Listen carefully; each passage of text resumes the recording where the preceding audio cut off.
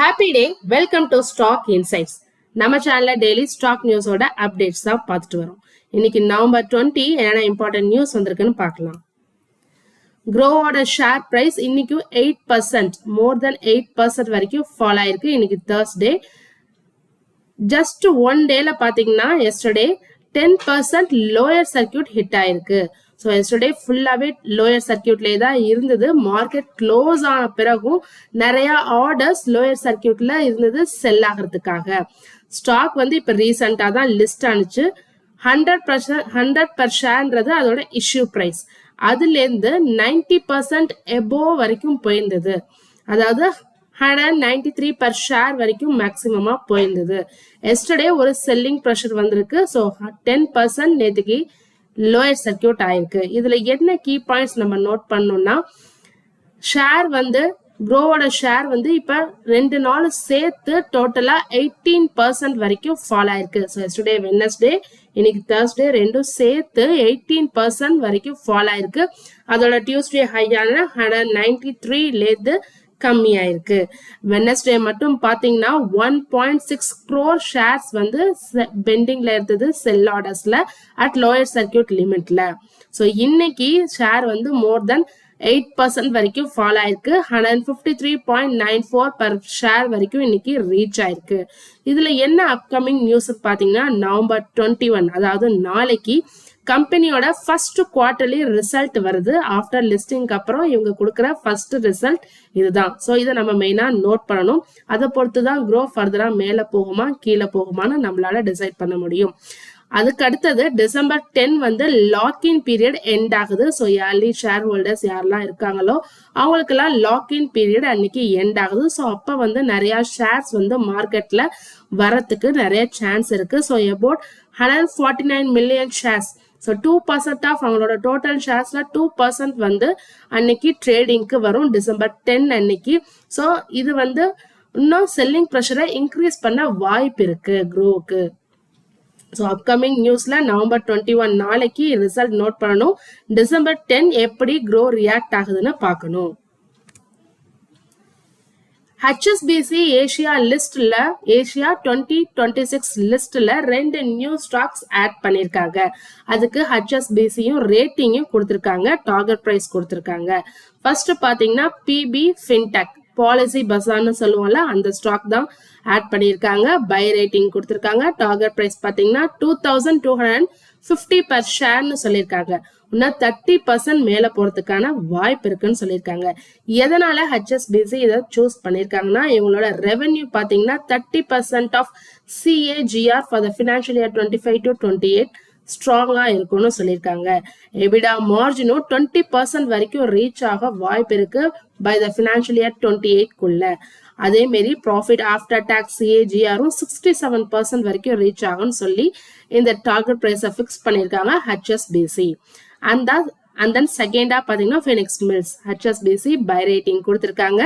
Target price 2110 per share சொல்லியிருக்காங்க. இன்னும் இப்ப கரண்ட் இருக்கிற லெவல்ல இருந்து 23% மேல போறதுக்கான வாய்ப்பு இருக்குன்னு சொல்லியிருக்காங்க.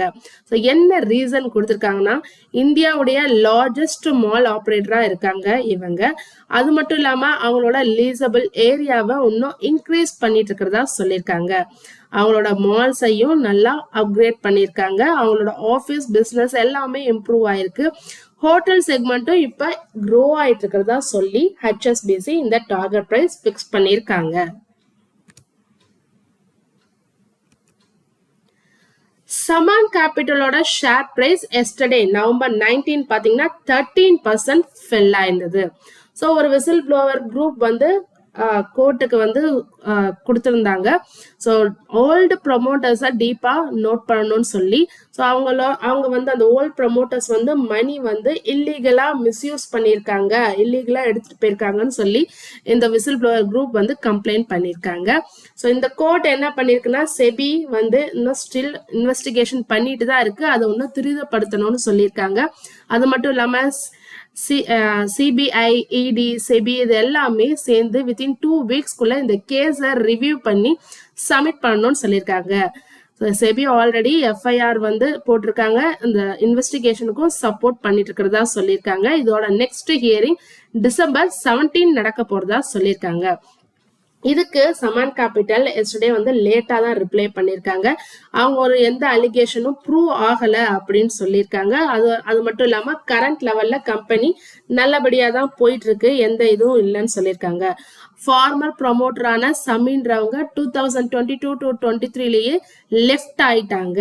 ஸோ கம்பெனி அவங்களுக்கு கொடுக்க வேண்டியதுல எதுவுமே மிச்சம் இல்லை, நோ டியூஸ் இல்லை, எந்த கேசஸும் இல்லை வித் ரெகுலேட்டர்ஸ்ல, எந்த ஒரு டிஃபால்ட்டும் இல்லை. ஸோ இது வரைக்கும் எந்த ஒரு அலிகேஷன்ஸும் எங்க கிட்ட வந்ததும் இல்லை ஓல்டு ப்ரொமோட்டர் சாபா அப்படின்னு சொல்லியிருக்காங்க. ஸோ நாங்க இந்த என்கொயரிக்கு நாங்க ரெடியா இருக்கோம், நத்திங் டு ஹைடுன்னு சொல்லியிருக்காங்க சமான் கேபிட்டல். ஸோ எஸ்டர்டே லேட்டா நியூஸ் வந்ததுனாலயோ என்னமோ நேற்றுக்கு ஷேர் பிரைஸ் கொஞ்சம் கூட ஃபால் ஆகல, இம்ப்ரூவ் ஆகலாம். ஆனா இன்னைக்கு டுடே நவம்பர் 20 2.5% வரைக்கும் இன்க்ரீஸ் ஆயிருக்கு சமான் கேபிட்டல். ஹிந்துஸ்தான் யூனிலிவர் அவங்களோட குவாலிட்டி வால்ஸ் ஐஸ்கிரீம் பிசினஸ் ஒரு நியூ கம்பெனியா பிரிக்க போறாங்க, KWIL குவாலிட்டி வால்ஸ் ஐஸ்கிரீம் லிமிடெட்னு. இதுக்கான ரெக்கார்ட் டேட் டிசம்பர் 5 சொல்லியிருக்காங்க. ஸோ யாரெல்லாம் ஹிந்துஸ்தான் யூனிலிவர் ஷேர் 1 வச்சிருக்கீங்களோ அவங்களுக்கு ஒரு KWIL அதாவது quality Walls ice cream limited business share 1 கிடைக்கும். இந்த டிமர்ஜர் வந்து டிசம்பர் 1ல இருந்து அமலுக்கு வரும்னு சொல்லியிருக்காங்க. இந்த டிமர்ஜர் ஆஃப்டர் டிமர்ஜருக்கு அப்புறம் பாத்தீங்கன்னா மேக்னம் ஐஸ்கிரீம் கம்பெனி தான் மெயினா அதுல ஓன் பண்ணிட்டு இருப்பாங்க. 61.9% ஆஃப் KWIL ஓன் பண்ணிட்டு இருப்பாங்கன்னு சொல்லியிருக்காங்க. இந்த KW அதாவது குவாலிட்டி வால்ஸ்ல என்னென்ன கம்பெனி பிராண்ட்ஸ் ஆட் ஆகும்னு பாத்தீங்கன்னா கார்னட்டோ, மேக்னம், ஃபீஸ்ட், கிரீம் டிலைட் இந்த கம்பெனி பிராண்ட்ஸ் எல்லாம் ஆட் ஆகும்னு சொல்லியிருக்காங்க.